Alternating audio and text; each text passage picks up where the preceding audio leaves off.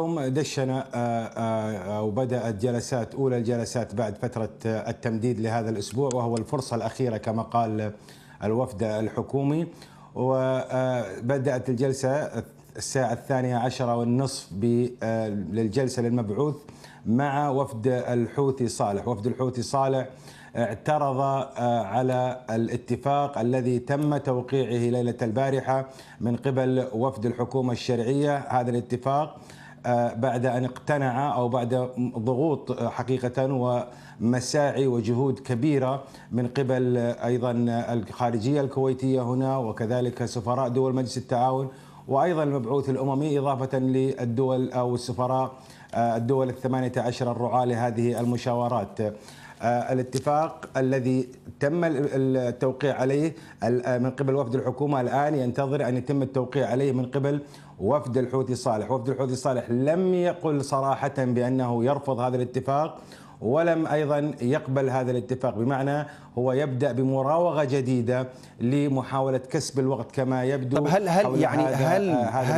الوفد الحكومي سعد حتى أن تنتهي هذه من خلال حديثك إلى المسؤولين اليمنيين، ربما هل الوفد الحكومي يسعى لوضع سقف زمني معين، خاصة أن جانب الحوثي صالح عرف بهذه المراوغة ومحاولة كسب الوقت لإيجاد حقائق جديدة على الأرض؟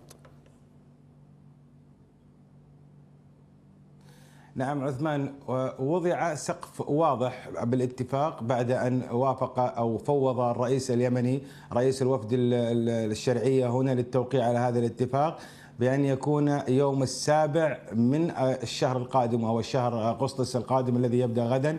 يوم السابع هو يوم النهائي إذا لم يتم الاتفاق على هذا الاتفاق من قبل وفد الحكومة، وبالتالي الدخول مباشرة في هذه الاتفاقات التي حددت لها أيام، عبارة عن 45 يوما أو 45 يوما حتى يتم الانتهاء من جمع الأسلحة والانسحابات من المدن كما جاء بالاتفاق أن يبدأ على مرحلتين. وفد الحوثي صالح يرفض هذا الدخول في مرحلتين، يريد أن تبدأ الأمور بشكل كامل وشامل كما قال، وبالتالي هي واضحة كما يقول كثير من المراقبين والمهتمين هنا بأنها مراوغة جديدة من وفد الحوثي صالح لكسب الوقت. لكن عثمان الآن وكأننا نبدأ في نفس اليوم، وكأننا نعود إلى أواخر أبريل حين بدأت المشاورات قبل 3 أشهر تقريبا منها، وقبل 90 يوم.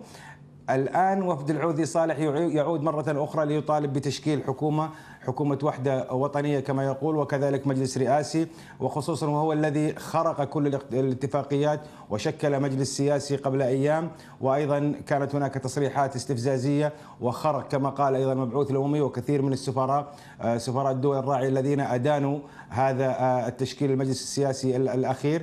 الآن الكرة كلها في ملعب الحوثي صالح.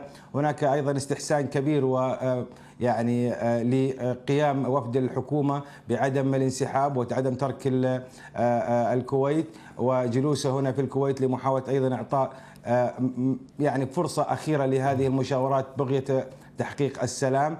الآن واضح أن المشاورات لن تنتهي كما يبدو إلى أمر إيجابي إذا لم يوقع وفد الحوثي صالح على هذا الاتفاق، فإن ستنتهي هذه المدة الأسبوع بلا نتيجة كما يبدو وكما يتوقع كثير من المراقبين. شكرا جزيلا لك مدير مكتب الجزيرة في الكويت سعد السعيدي.